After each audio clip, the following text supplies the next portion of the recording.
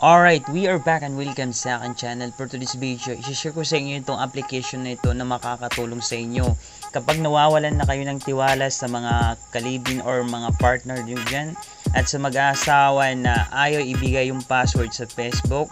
And may solusyon tayo dyan para makuha natin yung password na ipinagdadamot nila.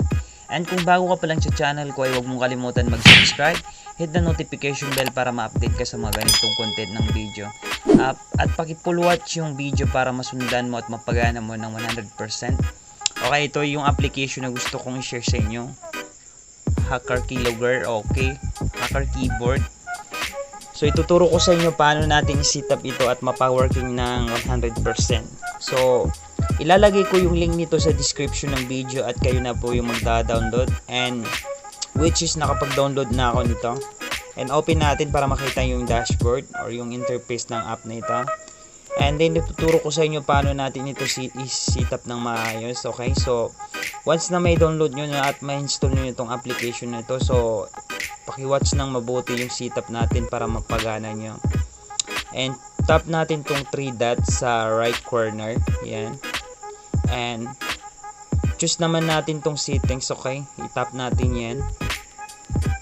I-tap natin tong settings, okay. Pagka-tap natin sa settings, kailangan i-tap natin itong record limit. And huwag mong skip yung video para mapagana mo to. Okay, so tap natin yan. And choose natin tong 500, okay. 500 limit. Choose natin yan. Dapat naka 500. Okay, pagka-tap natin ng ganyan, so okay. And kung mga bagong phone kayo, kagatulad ng mga Oppo, Vivo at Realme, ganito yung i-default natin para makuha natin yung future ng app na ito, okay. So igsasampulan ko kayo mamaya kung paano natin ito mapapagana at paano ito gagawin, okay. And make sure once na gagawin mo ito, dapat hindi alam ng partner mo na nakalagay ito, kasi once na malaman niya, useless lang, hindi ito gagana kapag nalaman niya, kasi makikita niya eh. So ipapakita ko rin sa inyo, at marami ring mga hide apps dyan sa Google Play at para ma-hide itong application nito. Sa mga magka-nobyo dyan at mga mag-asawa, ito yung bagay sa inyo na makakatulong, bagay na makakatulong sa inyo. And punta tayo sa settings para ma-hide ay ma-default natin yung keyboard nitong application nito. Okay, so punta lang tayo sa settings, okay. And scroll lang natin at hanapin natin tong additional settings, okay. So tap natin yan. Okay, so tap natin yan. So tap natin tong additional settings. And choose natin tong keyboard input method, okay. And choose natin itong manage keyboards, okay. Sana na kung bibilisan kayo, pwede nyo naman bagalan, so tap natin yan. And choose natin tong hack keyboard, okay. Dapat naka-default yan. Choose natin yan, okay. And pagka choose natin yan, then punta naman tayo ulit dun sa app. And tap natin itong hacking mode. Okay, so tap natin yan. Dapat naka-tap yan. I-check natin, okay. Wait, ito muna ang first na gagawin nyo. Default lang natin yung keyboard. And choose natin itong hack keyboard, okay. Yan, yung hack keyboard. And then punta naman kayo dito sa pangalawa. Dapat naka-tap yan. Okay, yun.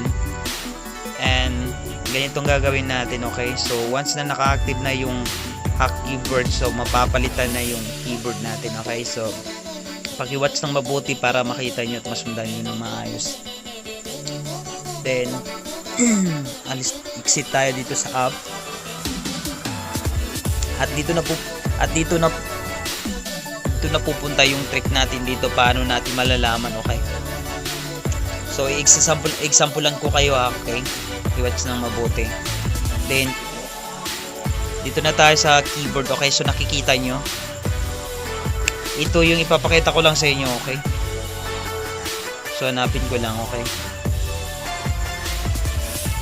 So lahat ng itinetype natin dito na nakakasave, maski anong comma or period or anong mga number na itatype natin. Halimbawa nito, okay? So kunyari lang ito ha, kunyari lang. Kunyari nagte-text ako sa ex ko at di alam ni girlfriend yan. Okay?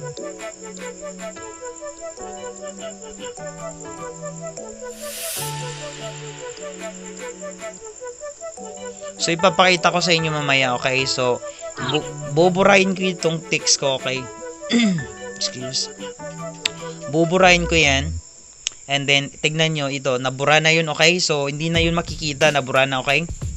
So punta tayo dun sa app, dun sa Hacker Keyboard. And exit lang natin yung recent and balikan natin yung app. And open natin yung application. Tignan nyo yun. Tignan nyo kasi naisip na yun, okay? So ito na yung text natin na binura, okay? As you can see, diba? And once na ibabalik na nyo yung keyboard na dati, yung standard na keyboard, so choose nyo lang itong 3 dot line, yung 3 dot.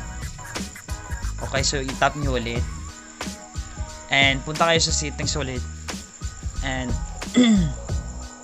dapat kung papalitan nyo na sa dati ng keyboard, ganito lang gagawin nyo. Ito yung ordinary na keyboard, okay? At ito naman yung hacking keyboard. So maski anong itatype mo dyan, maski password sa Facebook, kaya niyang i-trace yan, okay? So napakaganda ng application na ito. Ang application na ito pala ay disclaimer lang ha, hindi ko sinusuportahan yung mga illegal na ginagawa nyo o masasamang bagay about dito sa mga app na ito. Ang gusto ko lang makatulong sa inyo at masolusyonan yung mga problema, yung maliliit na problema nyo para makatulong ang video na to. And sige, proceed tayo dito sa topic natin, okay? So i-choose natin ulit yung hacker keyboard, okay? And ipapakita ko sa inyo yung standard na keyboard, okay? So ito yung ordinary na keyboard ng cellphone ko, okay? And then choose natin tong hack keyboard, okay? And makikita nyo anong pinagkaiba, di ba? So yung background niya medyo semi green, ito yung hack keyboard. So example ko ulit dito, lahat po ng tinatype nyo dito, maski ano ma-save dito.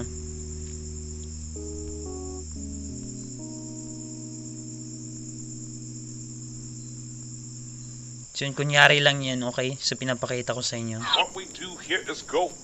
So burahin natin. Syempre di mo na yan makikita, lalo na kapag sa magganobyo dyan, yung excuse me, yung hinawakan mo yung cellphone ng jowa mo, tapos nagtataka ka bigla na lang malinis at wala nang laman. So siyempre buburahin niya, mas matalino yan sa'yo kasi gumagawa ng kalukuhan para di mo malaman. So dito wala siyang takas. So tignan natin yung tinext ko kanina, so nawala, okay? Na-delete ko na. So tignan natin doon sa application yun, 100% nakasave na yun, okay? Ayun o, as you can see. So make sure, ang application na to, make sure hindi alam ng target natin na install na pala itong application na to. At download na lang kayo dyan sa Google Play, maraming mga hider or lock apps dyan, yung pang app locks, marami dyan, okay? So maski magsa-search ka dito sa FB, okay? Maski magsa-search ka dito,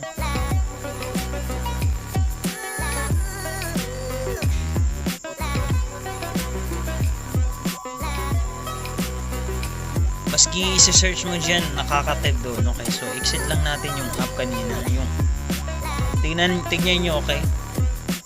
So naisip na naman yung tinype natin kanina, wala yung kakas, okay? So yun o, as you can see. So dito mo makukuha yung password ng asawa mo or kalibin mo na pinagdadamot niya yung password. Sana nakatulong itong video na ito, guys, and supportan nyo yung channel ko and have a good day and God bless you.